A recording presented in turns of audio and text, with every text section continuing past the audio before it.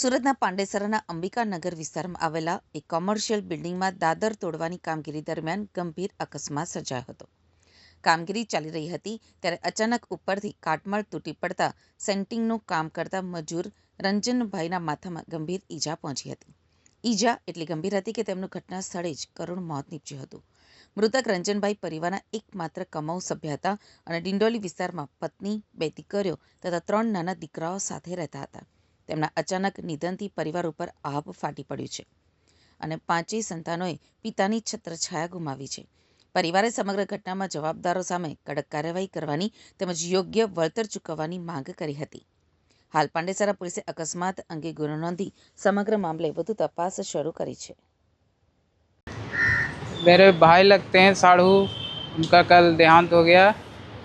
पंडेसरा अंबिका नगर में काम कर रहे थे। तो बोल रहा था कि छज्जी का सेंटिंग मार रहा था, पीछे दीवार था, पुराना मकान था, तो छज्जी कील ठोकने में वो छज्जी गिर गया, लेके दीवार में टकरा गया, तो कहीं निकलने का जगह नहीं मिला। तो बोलता है कि ऐसा ऐसा हो गया। हम लोग के पास 7 बजे कॉल किया कि हाँ भाई ऐसा हुआ, हम लोग काम पे थे, यही मालूम पड़ा। तो पहले बोला कि अंबिका नगर आओ, तो हम लोग अंबिका नगर जा रहे थे। फिर बोला सिविल आओ, तो सिविल आए तो इधर बोला कि डेड है। और क्या परिवार में कौन कौन? परिवार में सर 5 बच्चे हैं, 2 लड़की है, 3 लड़के हैं, छोटे छोटे सब हैं, 13 साल के नीचे ही सब है।